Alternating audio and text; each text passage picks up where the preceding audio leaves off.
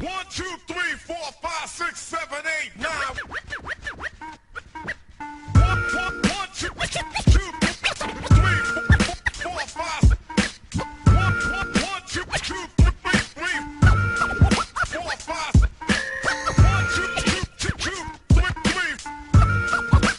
5.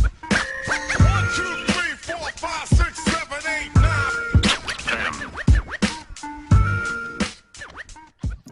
What's up, everybody, and welcome to episode 5 of the Rollerblading is Still Fun podcast. I am Josh Navarfar, the creator of the Rollerblading is Still Fun YouTube channel. Along with me, my co-host, Jose Arce. Jose, what's up? Yo, what up, Josh? What's going on, man? Not much. Glad you could join us. I know you are at work on your lunch break, so you may have to get out early, which is fine, but thank you so much for, still trying. We don't want to lag around too much, so I do just want to get into it. Before we do, I just want to talk about Carrier Skate Shop. They're our local skate shop here in Dallas, Texas. Be sure to check them out for all your skating needs. That's carrierskateshop.com. And also want to shout out Cymaticsbrand.com for Cymatics urethane.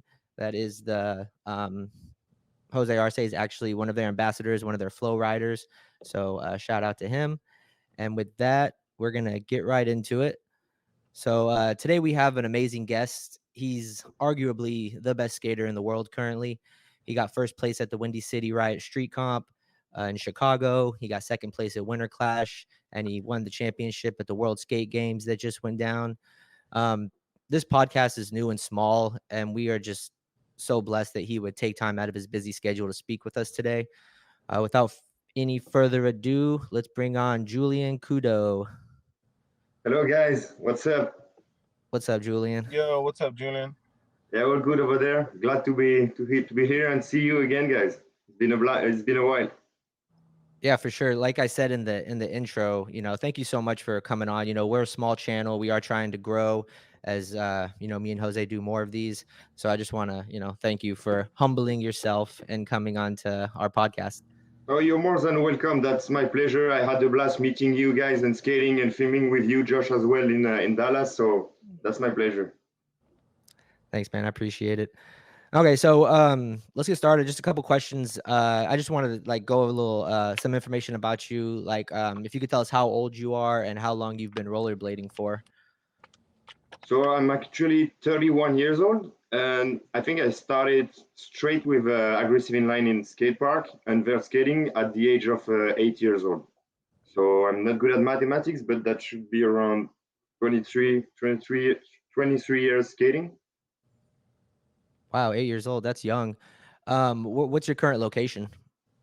I'm actually home in Nice. I mean, I have kind of two home right now. I'm mixing it up with Paris, which is my hometown where I was born and raised, and where is my family living. And when I'm in Paris, that's where I live at my father's place. And I'm also sharing an apartment with one of my best friends, who is also a skater in Nice, which is the opposite of part of France, which is south of France. And which was more convenient for me since last winter to have some more chill time between comps and traveling, because it's very more, the weather is way better over here. So I'm mixing it up with Paris and Nice those last couple of years. Paris is good for all the travels because of the airport. The train station is very convenient to travel everywhere in Europe and even if the world. And Nice is more like for me to get my things back together, have some rest, and get ready for the next step. Awesome. I want to visit France so bad. I've never even been to Europe. So Fritz keeps pressuring me to get a passport so I can come out there and visit and skate. Jose, Yeah, we got to get you a passport. Oh yeah, definitely. Yeah, that would be a sick team. You gotta jump on the plane with him next time. I'm sure he's already planning his next trip. Yeah, he definitely is. You have to come at some point. And yeah, France is very great. It's small country compared to USA, but we still have the chance of having many different kind of landscape and like nature, mountain, seaside, so and cities obviously. So it's pretty cool. Yeah, I definitely want to do that. That's super exciting. So how did you get into rollerblading? What's the story of how all that started? That's actually a fun question because everybody has a kind of a proper reason. Like they remember I've seen it on TV or had some relatives or friends who were already skating, so they went into it. and I'm sure there's some kind of this with me too. But as far as I can remember, I can't point one of those reasons. I just remember I was like trying every casual sports like the kids try, like football in France, judo, which is like some like basic fight sport, you know, stuff like that, like ping pong. So I don't know, you know, like the kind of sport that you tried when you're kids, and I was never getting into any of them.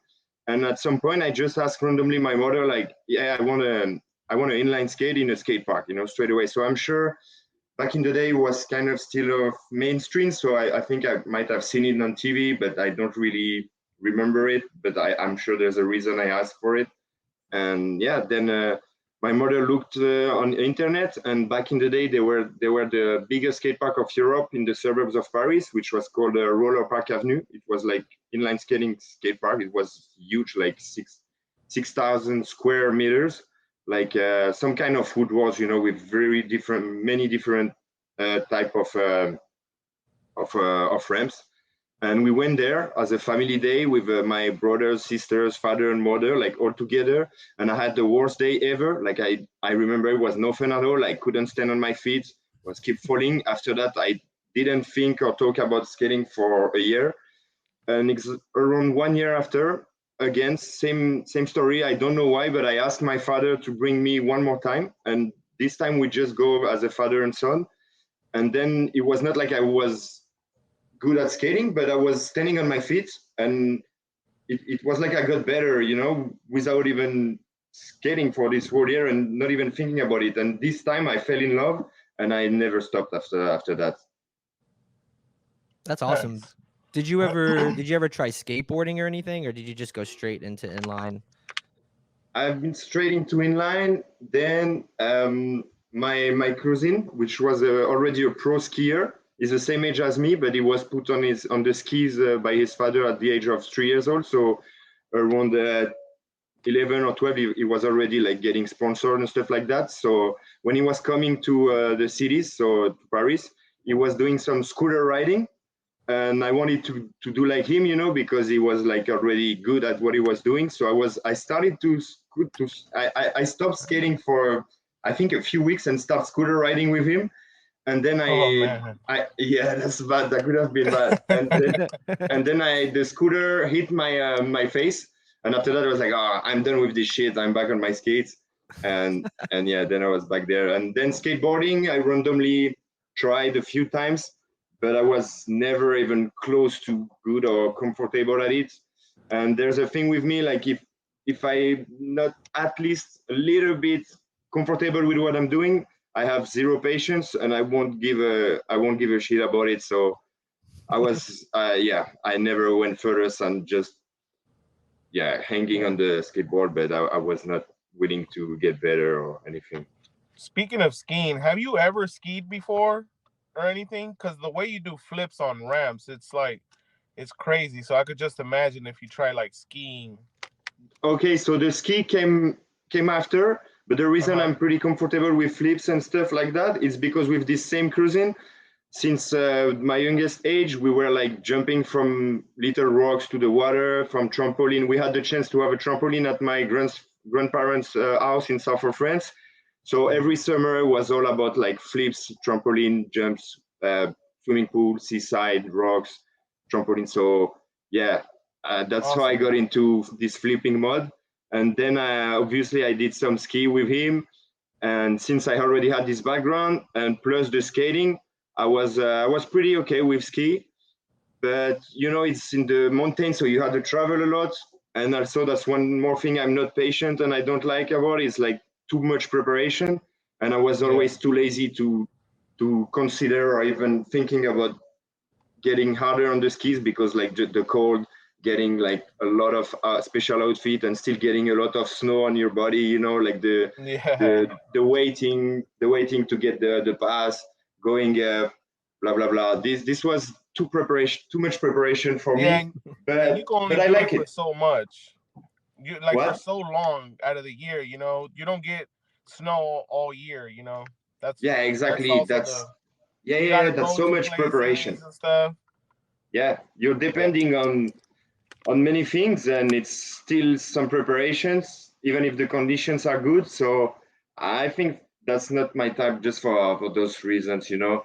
Like one of the reasons I think I love skating is like the freedom, all the freedom related to it, you know, is like you just pick your skates and go whenever you want by yourself or with friends or whatever. You don't have to wait a single second, except on mini ramps or on board skate or on boards. And that's why also I don't like those too much. It's because I don't like to wait, you know. Makes sense. What are you currently skating? What's your current skate setup? My current skate setup is the boots, the Cougar boots. So my new sponsor, my new boot sponsor. I got the Physolite frames that I've been skating for almost forever. I've been trying a few of different ones, but I always come back to the classic Physolite without anti-rockers, as everybody knows. And about the wheels, I'm mixing it up with famous 64 for skate park competition, especially the big course like Fizz course and stuff like that. And actually, I'm skating the Cymatics. I don't know what they're called, but there's the new model of them, the blue one, I guess, the light blue one, blue sky one. Yeah. Well, you had brought up skating those, skating different wheels in the World Skate Games. Why were you not skating Cymatics in that comp? Because yeah, as I was saying, it's because of the transition. Like the bigger the ramps are, and the most I'm gonna need the 64 the 64 famous. But the thing is, I wanted to skate it was planned for me to skate the Cymatics on the street course because it's small ramps and stuff like that. So I had my setup on with the Cymatics on, heading to qualifications, and then it was raining all day. So we learned that we're gonna go to semifinals straight on. So it will be only 12 people qualified for the next step and almost no training, like 10 minutes. So I was like, oh, maybe I don't want to take the risk of losing some time getting used to new wheels. You know, it's not just new wheels; it's a new shape of wheels because I was skating the famous for the ball competitions because of transition and run type of format. So I was like, yeah, I'm not gonna lose time, and I'm gonna put back the one that I've been working for a full week. You know. So yeah, that's why that's how it happened. So it's because those are you said 64 millimeter in Yeah. size, so they were bigger wheels. I would assume you probably needed bigger wheels considering you only have 2 wheels down. It was amazing to see how fast also, you could still go. exactly, but it's also about the metal core. I think that's okay, the main reason because Cymatics had me trying some 64. They made some 64. How do you say like samples or like just samples. like a prototype, like a prototype. Yeah, some prototype 64, and they were so good. I was training. I went to Italy before to train, and even on the ball, I was getting the 64 prototype they made. So yeah, it's not just it's also about the metal core. But we're working on something. They might try something in the next season. Like Cymatics might try something. Yeah, Like with a metal core. Yeah. I Awesome, mean, we're talking with Famous and Cymatics, like they're talking too. So it's all it's all cooperation and business with good partners and good people and good friends. That's good. It's nice when skate companies work together. That's part of the Yeah, community. exactly. That's good. You had mentioned you're, not skating any inner wheels. Why do you do that? To be honest, just because it's easier to me. Like, are you talking about flat or the fact of not skating flat or not skating on T or nothing at all? Just How like about- caveman, they call it. That's what I was gonna ask. You don't like the antis that come on the ground controls? Because I'm skating ground control right now, and they're not really in the way, or I don't mind them. Do they get in the way for you, or you just want to just caveman it all the time? I just want a caveman because, as you say, they're not so much in the way. I've tried before; it's okay, but I can still feel it. So I'm like, why am I gonna even feel it even a little bit if it's not even giving me some more speed because it's just anti, so it's not giving me extra speed. So then I don't even want to feel it even a little bit, So I'm just like, okay, I just keep with nothing. Also, the lightest it is, the best it is to me. So yeah, that's why I come up this way most of the time. And I tried flat very few time. I won't lie. I never tried. I never tried to get used to it, but just one or two session, and it's so different to me. I mean, it just looks way harder to get like so precise on the grind and stuff like that. And to be honest, I don't feel that I need some extra speed or some extra control for the turning around and stuff like that. So I'm like, fuck that. I don't feel like yeah, it's not my thing for now, you know. I mean, at some point, I'm thinking maybe I will have to change. Maybe especially for like big skate park homes, because I can see the youngers like they're going so fast and they got so much power, and sometimes I'm kind of struggling a little bit to keep on the same speed and amplitude as they do. So I'm thinking maybe at some point I will have to, at least for skate park homes, but it's no huge deal because as you've seen on the FIS ramps, there's no much grinds, there's almost no rails. So it's just a few quarter pipes grind, and but it's also a different feeling. Like the rare time I tried the flats, of course you have more control, more speed, or it's not even that you have so much more speed. You just need less energy. Like you can just relieve on the wheels to maintain the speed without struggling.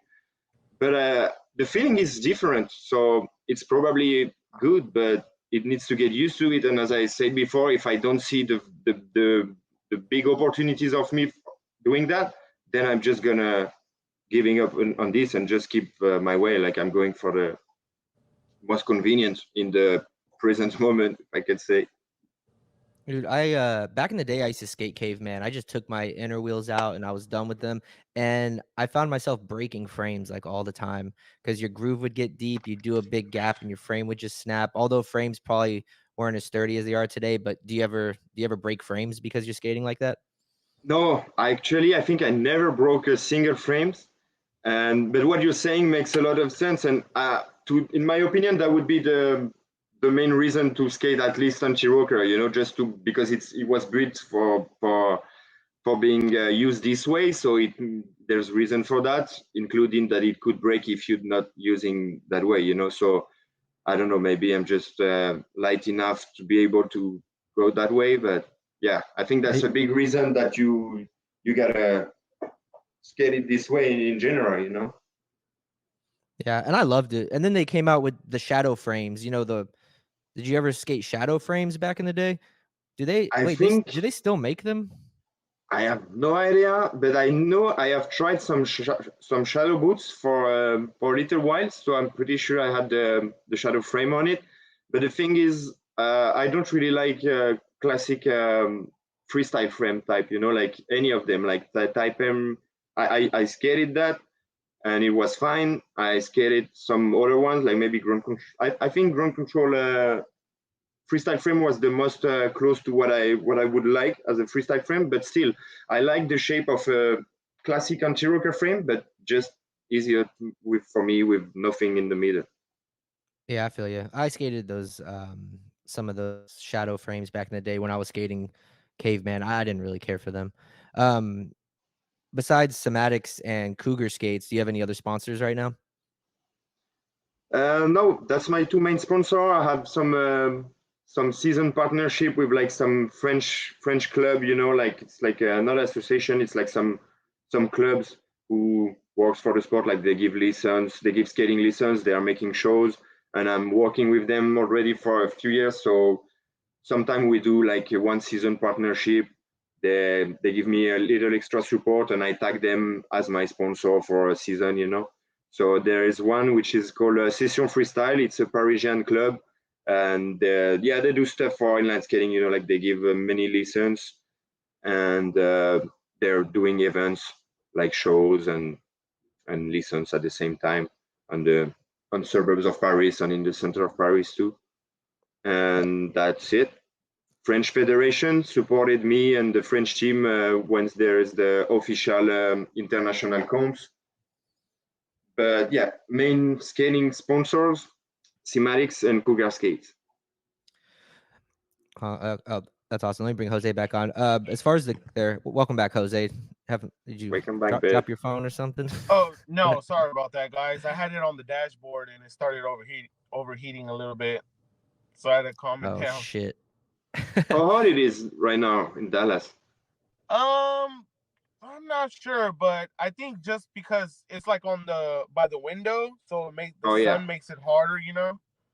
yeah, yeah, it makes sense because I think last Carriers Open was around this time, was it? Like mid October or something? Yeah, before Blake And Cup. it So was yeah, not, we're around there.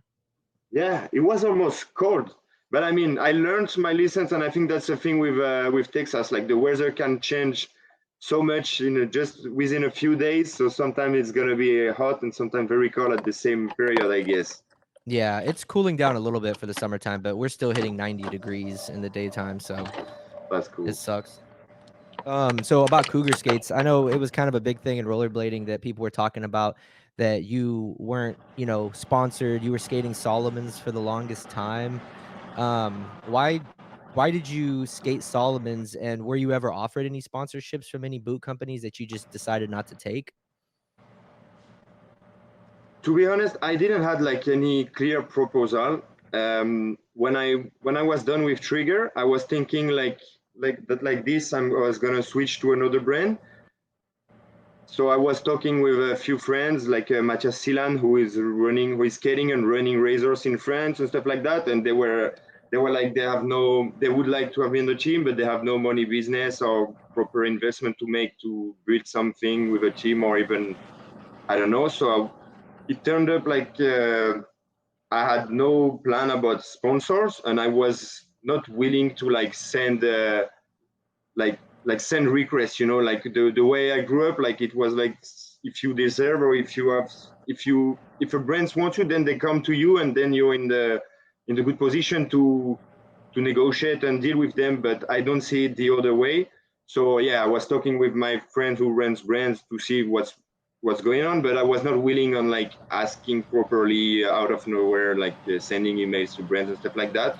So then I just thought, oh, I might just try my Solomons again. I had one of my best friend who has been skating them like forever. I think he almost never quit. So I borrowed a pair for him, and yeah, I fell in love with the Salomon again like so quick. And then I was like, okay, I'm gonna just skate some Salomons until something happened.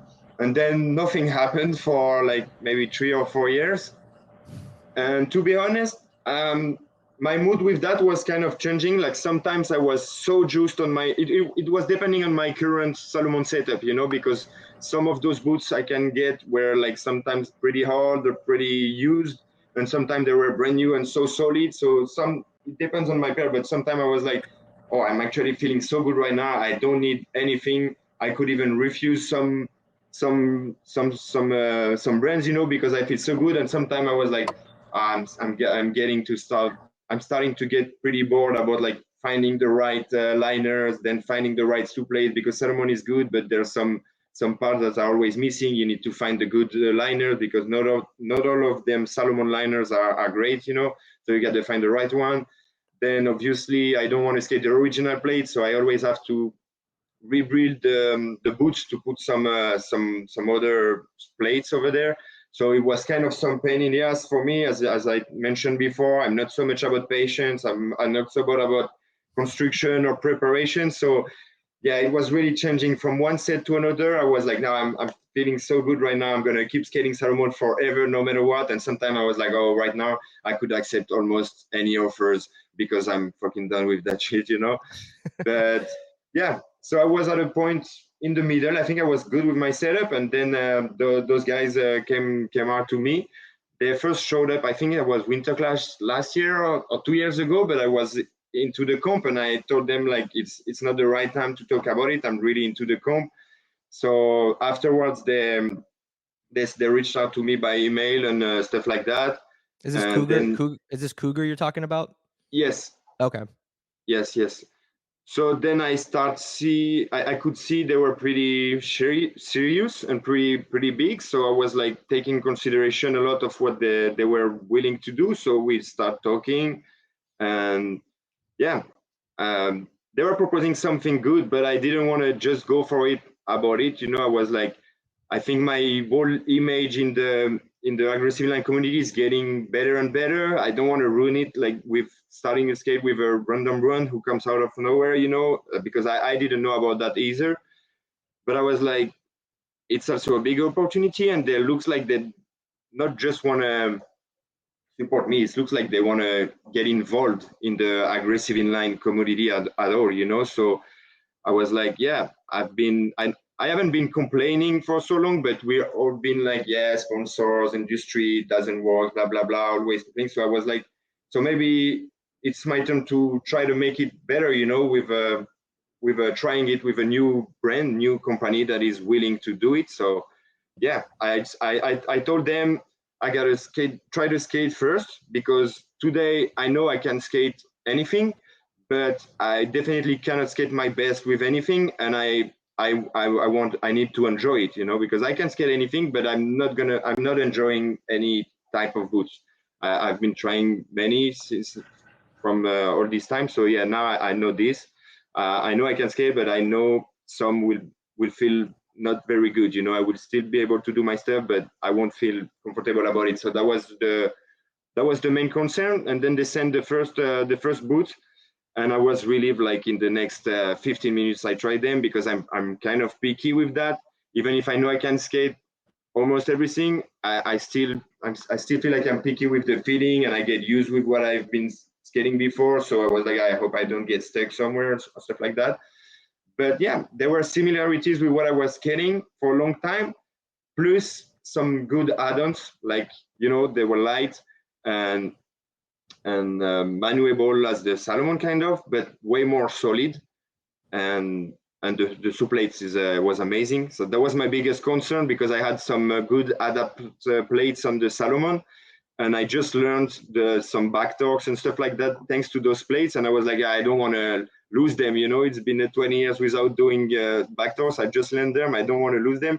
So that was one of my main concerns too, was the shoe plates, and it felt amazing straight away.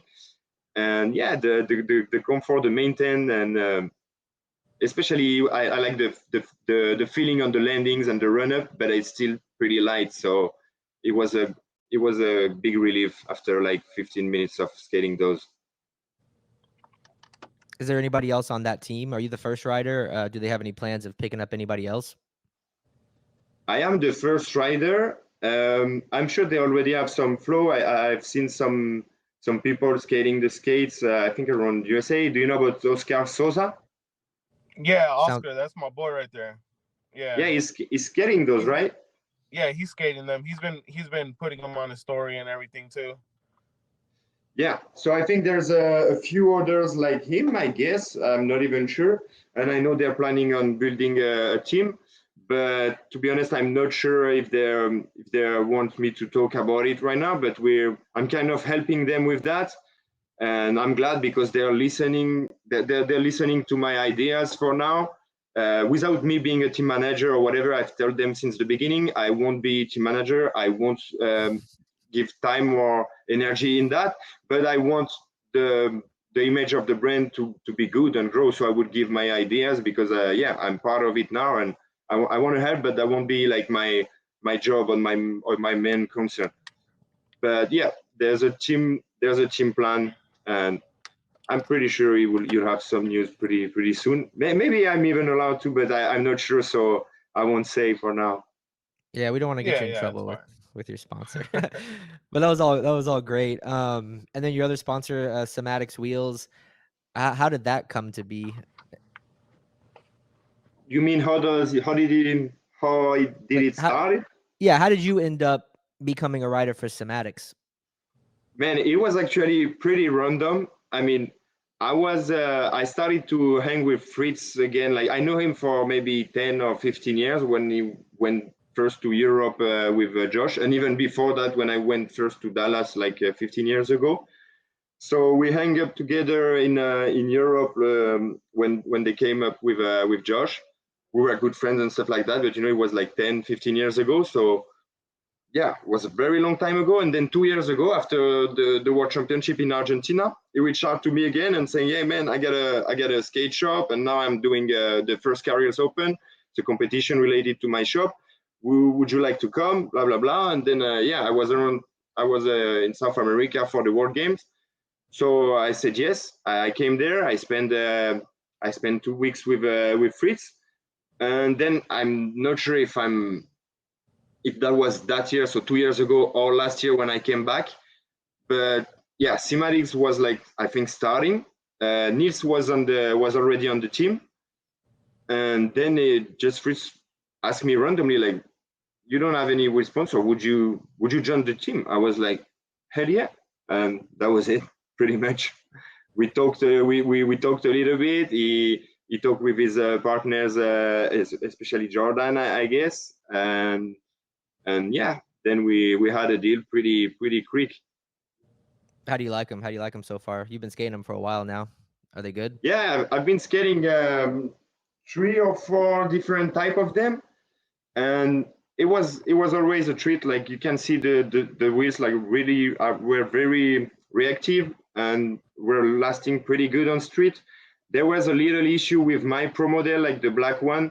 I think it was probably about the color or some stuff, but it turned out that some of them were getting teared up pretty quickly.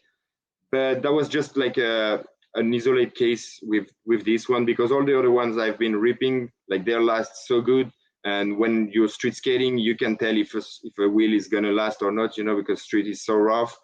And the new ones I was talking about before, like the light blue ones, they're handling it so good. I just came back from 8 days in a row street skating in Copenhagen, where I was filming a section. So it was 8 days of pure streets, 10 on the morning to 5, skating all day, all kind of spots, but only shit floor from the street, and they're still decent. Like, I'm gonna keep skating them right now after being back home and stuff like that.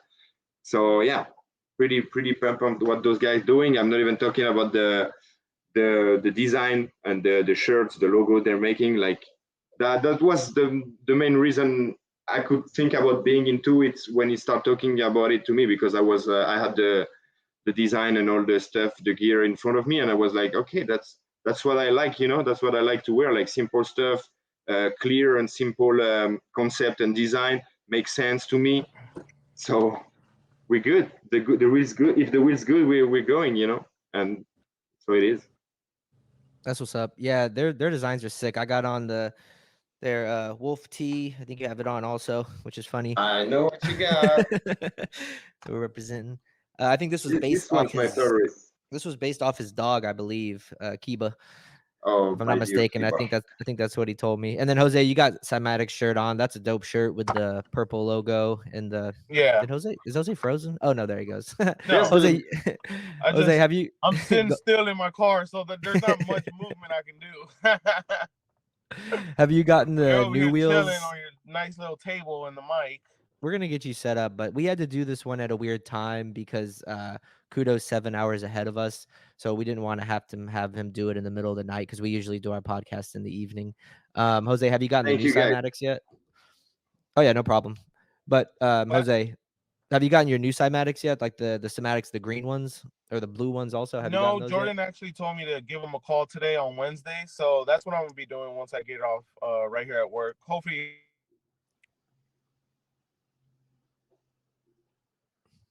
Nope. We lost him. We'll give him a second to see if he comes back. Well, anyways, while we wait for him, Julien, can you still hear me? Yes. Okay, cool. I did want to talk. Well, you had mentioned, we talked about park skating, and you said you were filming a street section. What do you like skating more? Like, if you're just going to skate, maybe you're not filming a section, or you're not out to get clips. Do you prefer skating park? Do you like skating street more? I mean, I always think and say, like, skate park is good for. Yeah, I'm gonna just hop off. You got to go, Jose. Okay. Thanks for being off for a little bit. I know you got to get to work.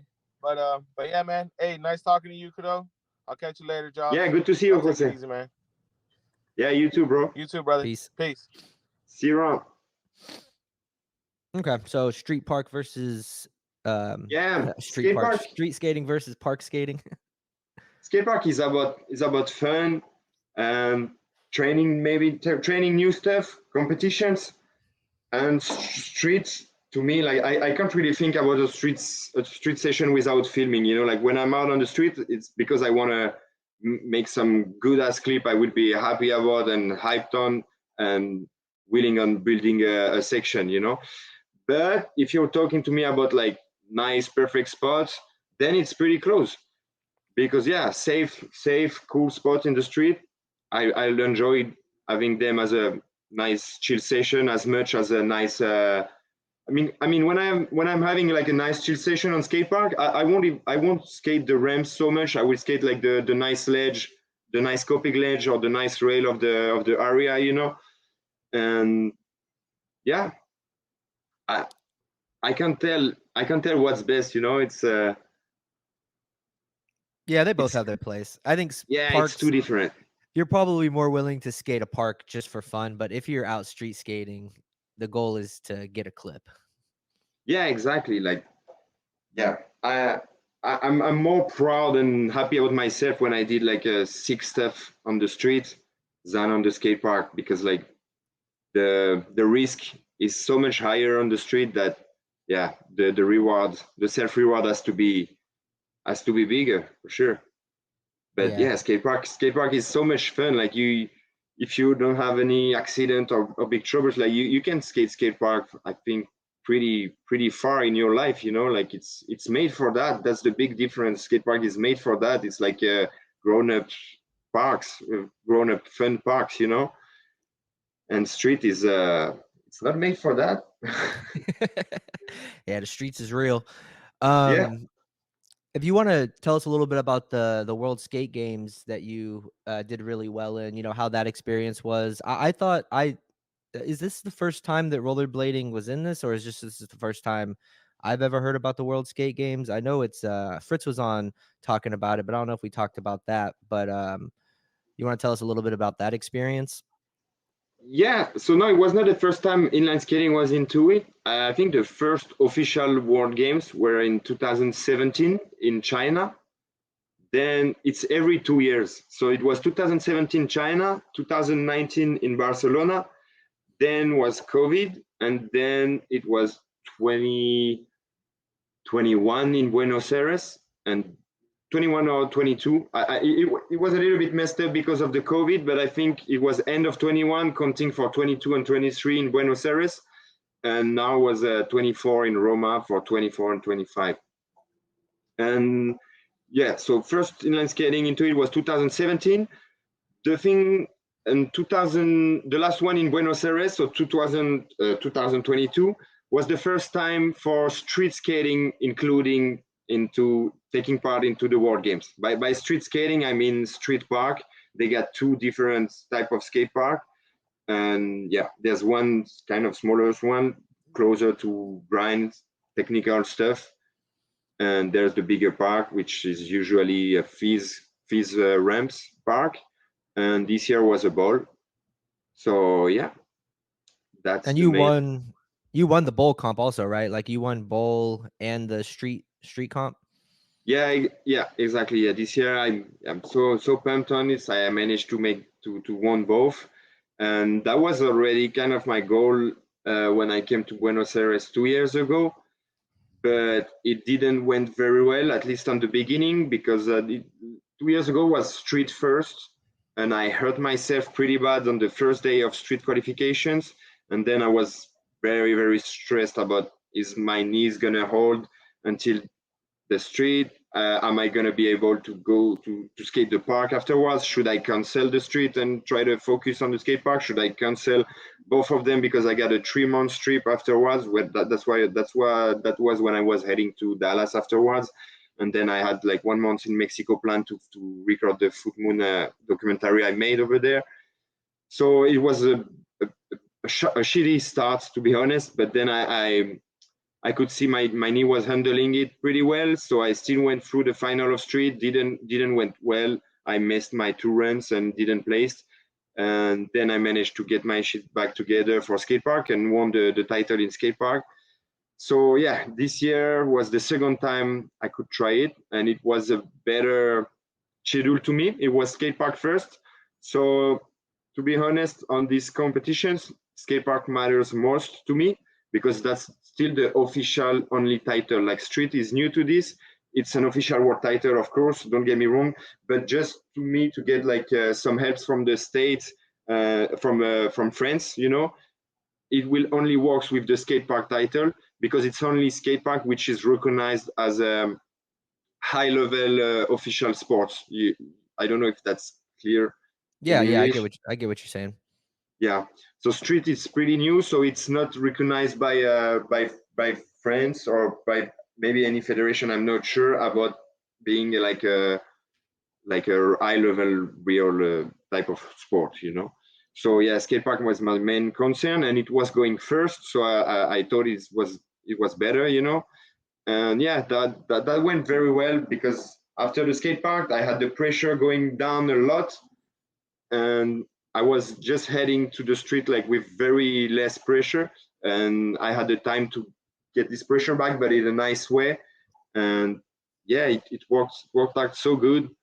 I couldn't be more happy about that. I was like, yeah, it was I was shared of many emotions and feelings for these last 2 weeks. So you get a time to go up, to go down, to be like on the edge, on the middle, like, yeah.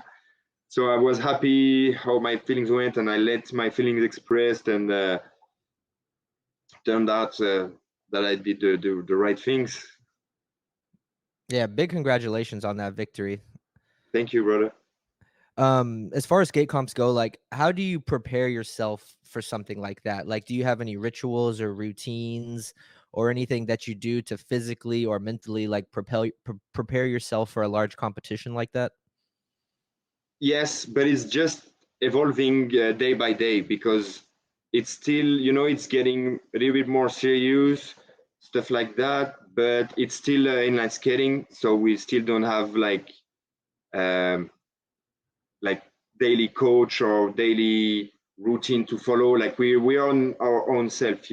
Like today it's getting a little bit bigger. Many providers are trying to make skating lessons, skating school, to follow the young riders, learn them, stuff like that. That was not really the case for us. So yeah, I'm just learning day by day, trying some things, taking some on my routine, taking some off. And yeah, but to be honest, I think this is a good way for me, because I don't like to listen closed eyes to someone, even if it's someone I trust. I gotta try the things by myself, and do it because I really need this. And the only way to know what you need is like experiencing by yourself. At least that's what I'm thinking. And yeah, but to start with what you asked for, like, it's been 23 years skating, and I've starting to do like some warm-ups kind of stuff, some workouts kind of stuff, only maybe 4 years ago. And since these days, it's just evolving every day. I'm doing maybe 3 or 4 times workout every week. Do you I'm do trying to go. do you do weight training, like weightlifting or Yeah, but cardio, not running? weight, just body stuff, like just very very classic casual stuff, like push-ups, what's called that, Pull-ups? Mm-hmm. pull-ups, Yeah. like I never remember this one, but when you stay on the same stand. Like uh, yoga? this is also something I try to introduce more and more. Like I'm more like yoga and meditation is very hard, so I just turned it into a breathing exercise for now. And I try to work a lot with like cold and hot in general, but most likely cold and hot water. And I've been recently witnessing that I think it helped me a lot.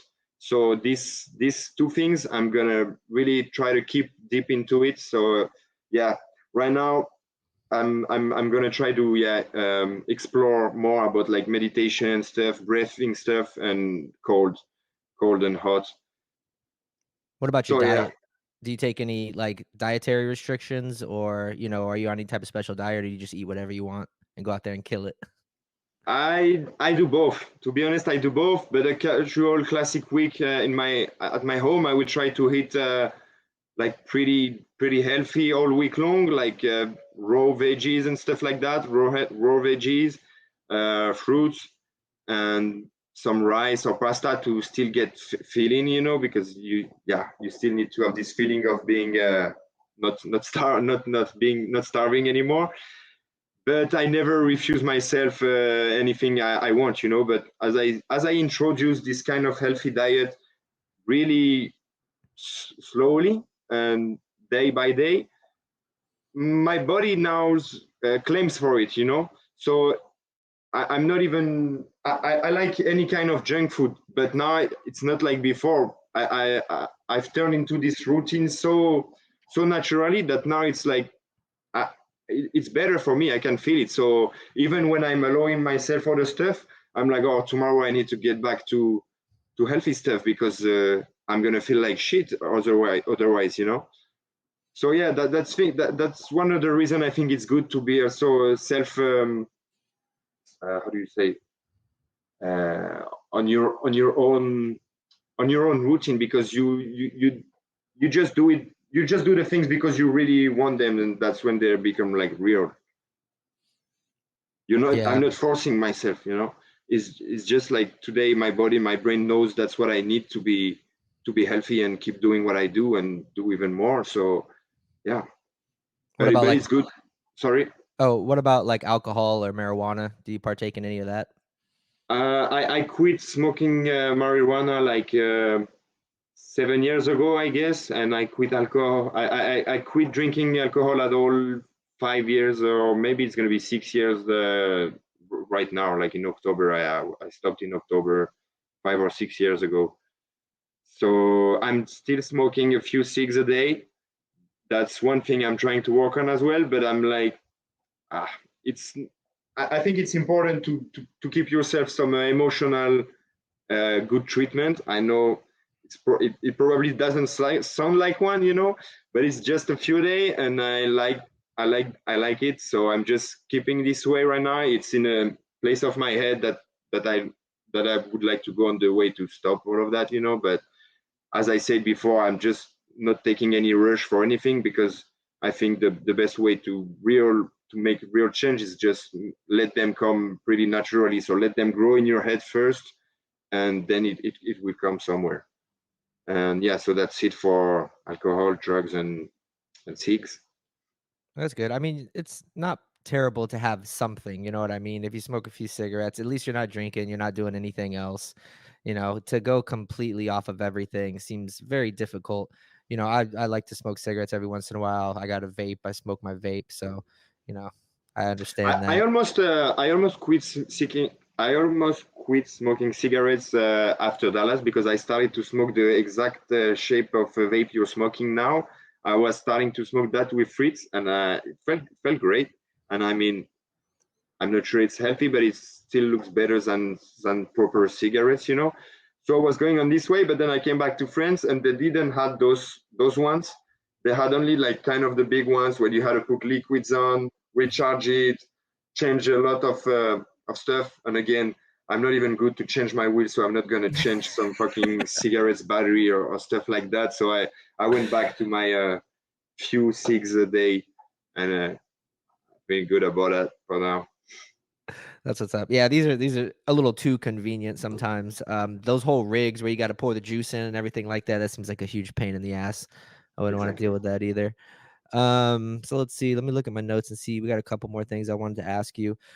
Okay, so like you win a lot of the comps you go to. Who would be a rollerblader or two that if you're skating in a comp and they're gonna compete in it, that you're like, oh no, here we go. Like now I'm gonna have to really bring it. Like who are you scared to see at the skate comps that give you the most competition? Um, for now, like those last couple of years on the skate park, especially, it's Danilo Senna, the Brazilian kid. Like he's going wild, and he's keep improving. And yeah, I don't know if he's if he's even 19 years old, but he already has like fucking manpower, you know, and he has the very good competitive mind, but you know, like in a good way. Like we're so close, we're helping each other, we're sharing good energy. So it's I'm very amazed by his experience for such a young guy, you know, like the talent is something, the determination is something, but you can see he has already some of experience I only had after 15 years of competing, you know. So yeah, I won't lie, this one is pretty scary.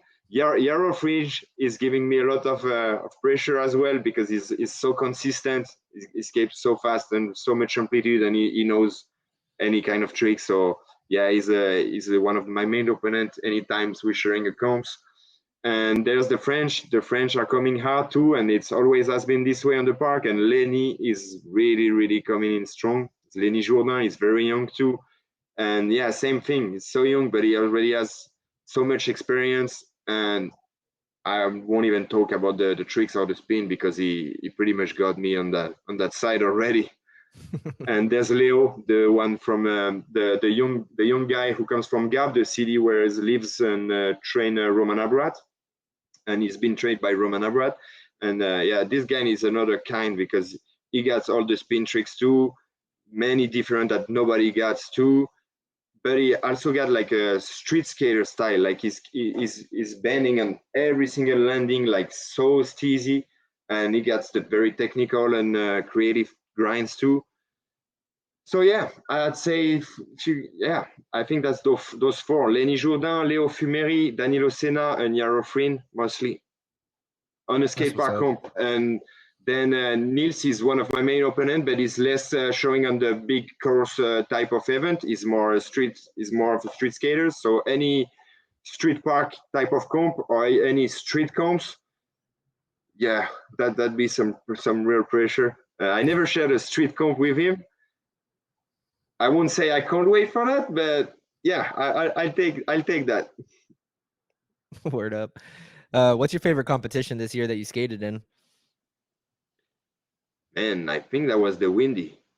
In Chicago, the street comp? Yeah, because street comps are pretty new to me, you know.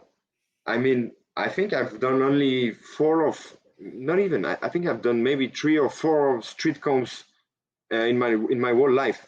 I've been street skating since a long time, but I don't come from the street, so getting comfortable to skate a street comp was not something I was willing to do before those last 2 years, you know. So I tried a couple of them in France those last couple of years. It went pretty well. I also skate street, not daily, but you know, like more consistently. So I felt better and better about that. It went good about the little street comps in France. So I was like, okay, now it's time to head on the iconic street comp, you know, the one who are left at least, and Windy City Riot is definitely one of them, if not the last iconic big street comp out here. So I went there, and from the minute I landed to the minute I left, like that was a blast. Like it was such a good discovery for me. Like I'd never been to this city. I didn't know any of the people out there, and it went just so well with all of them. Like the one who welcomed me in their place, and the people I met over there, and then the comps itself. You know, I didn't have too much expectations about the street spot selection of the comp because I could see about all the years coming through. It could be any kind, you know. Like sometimes I was like, oh, that's some huge spot. Sometimes it was like just perfect classic spot. Sometimes it was some weird spots.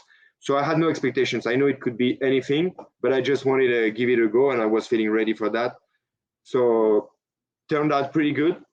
The spot, I liked all of them. The last one was a bit sketchy. I mean, the last one was one of them I was thinking was going to be the more classic and the one I would feel the more comfortable.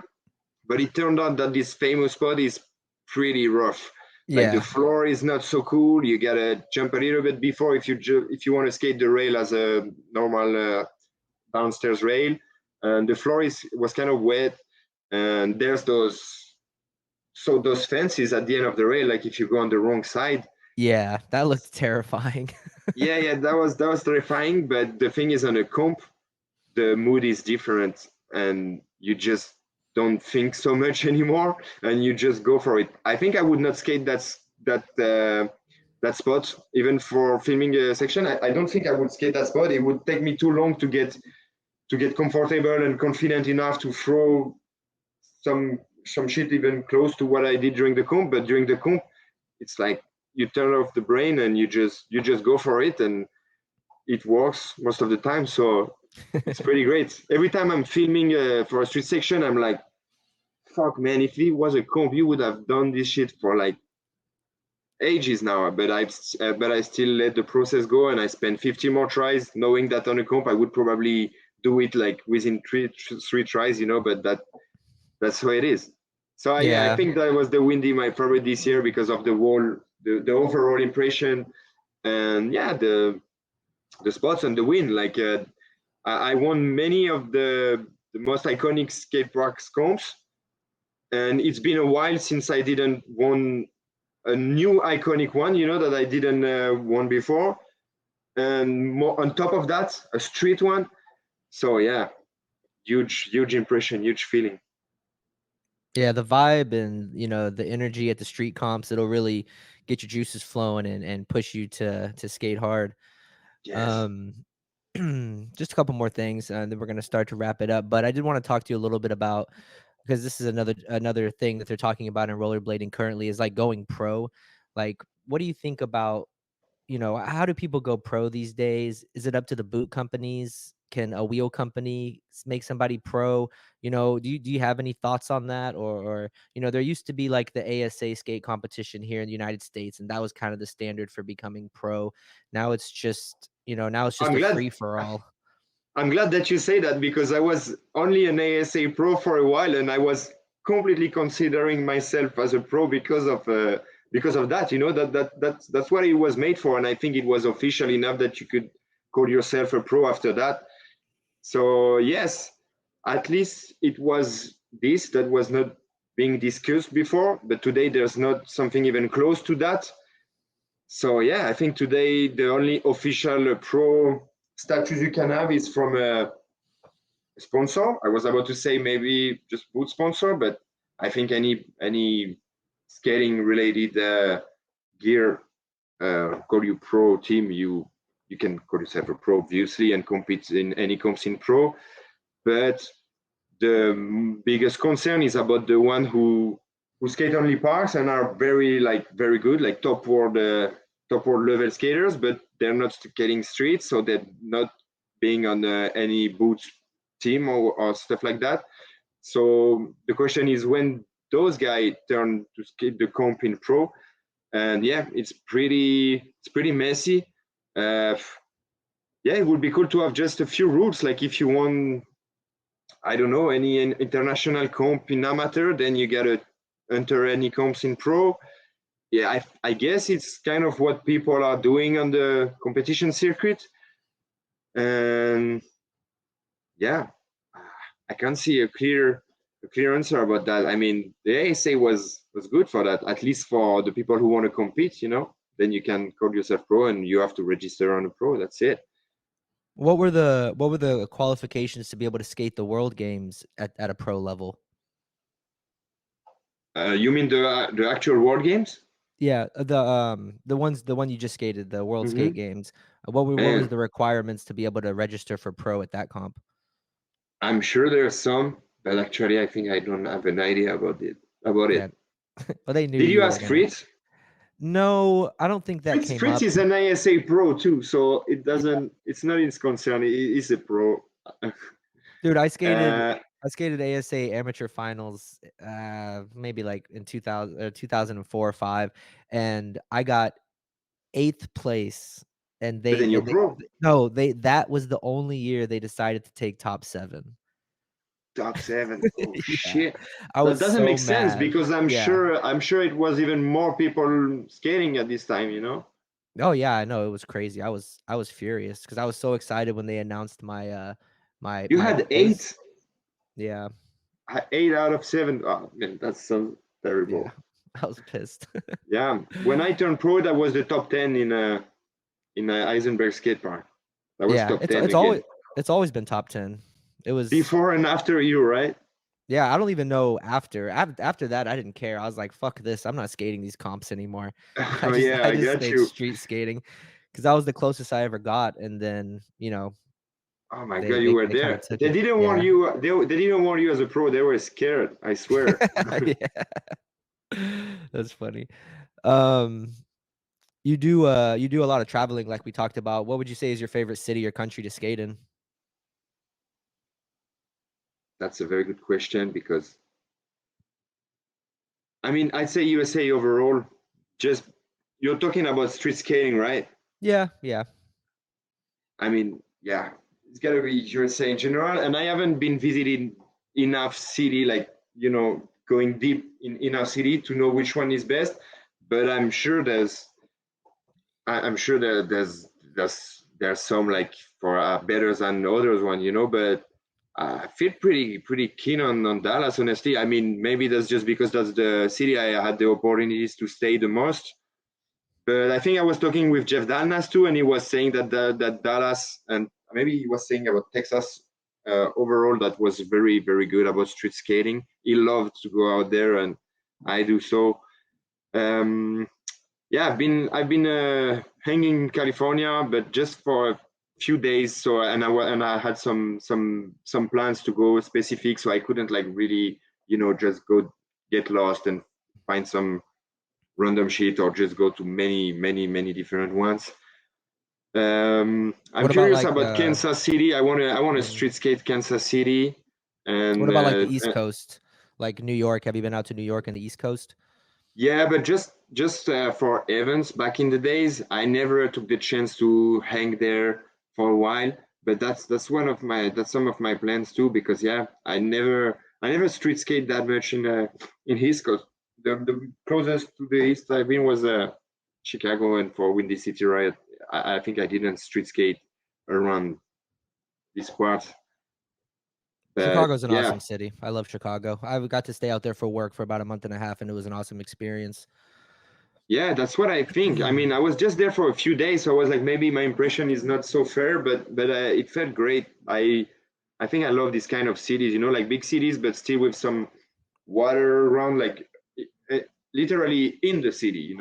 So one of my other cities that I love to be and hang outside and even street skate is Geneva in Switzerland, because in the summer it's so enjoyable. It's kind of the same aspect of we're talking about Chicago. Is like there's the lake going through the city literally, so you just wake up, go down from your apartment, go have a swim, go back to your apartment, just walking distance all the time, take your skates, and then you go just street skate around. People are very cool with street skating out there. There's big sidewalks, a lot of room, good floor, clean city. So yeah, I love Geneva for street skating, but I think the best for street skating overall is just USA. Like you get the best spots. Won't lie. Barcelona probably too, but I haven't hung there as much as I want. But it's one of my plans is go there and live at least 6 months at some time of my life because I want to experience it like the real way and just being there like as a local to take the chance to do the best things I can do on the best spots I can find and stuff like that. But let's say That's what's up. Geneva, Barcelona, and USA. Word up. What about your favorite skaters? Like, if you could give me like your favorite like old school skater, like maybe somebody doesn't skate anymore or somebody that you liked when you were coming up, and then like your favorite all-time skater, and then your favorite new school skater. Favorite all time is Brian Aragon. I think I've said that many times. People started to know about it, but I'm happy to say it again. It's Brian is on top for me and has been forever. And yeah, at this time, my favorite was Brian, Chris Haffey, Alex Brosco, Chris Farmer, Montre Livingston, Frankie Morales, John Bolino. Uh, I'm sure I could find a few more, but I'm sure that's pretty much my favorites overall all time.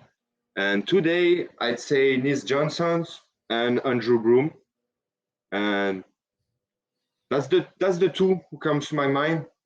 Jae Yun too, but I would like him to be skating more. I mean, maybe I won't say that after he beat my ass a couple of times on comps, but it would definitely be one of my favorite if it was if it was just hanging there a bit more. But I'm sure he will at some point. Well, that's awesome. You say Andrew Broom. He's a Texas rollerblader, as you know.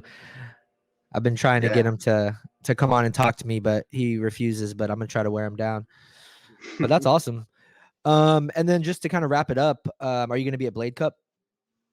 No, I won't be. I'm heading to when is Blading Cup? It's like It's very at the beginning of November, right? Like 4 or Yeah. 5 November. Yeah, so I'm heading to China next week.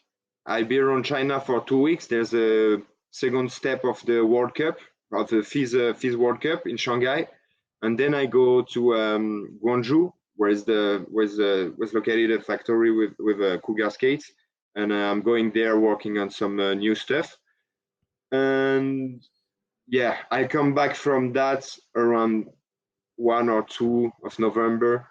So that's kind of too short for me to straight go the other side of the world for Blading Cup.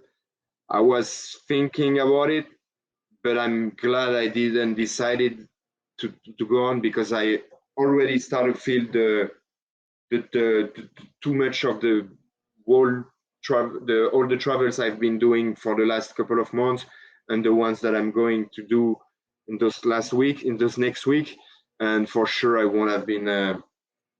It would have been too much. And when I'm planning, sometimes I'm like, oh fuck it, I'm just gonna do all of them. It's okay, I can take the plane, I can rest over there. But sometimes I'm glad I take a step back because I've been there before, and yeah, too much is not productive. So and it's not enjoyable. So I decided to give up on this one. But yeah, I want to make it once. It's been a very long time. I haven't been to Blading Cup. I've been twice. I've skated it once, and it was good memories. It evolved a lot since then. So yeah, I can't wait to try it again at least. You got to give yourself a break every once in a while. You can't just go comp to comp to comp to comp. So I completely understand that. Have you ever been to China before? Or is this your first time going to China? No, I've been to China many times because before the COVID, things were kind of moving on with aggressive inline and extreme sports in general in over Asia and especially in China. So at some point before COVID, I was starting to head to China like maybe 3 times a year. So it was good because it was always like some competitions related trips. So it was almost getting even on the trip because of the organization helping some pro skaters to get out there, or just yeah, or then having prize money and stuff like that. So it was good and safe money, at least not losing any, and discovering a different world, if I can say. It's pretty different, pretty far from what we know. So yeah, I like China. It's very different, but I like it.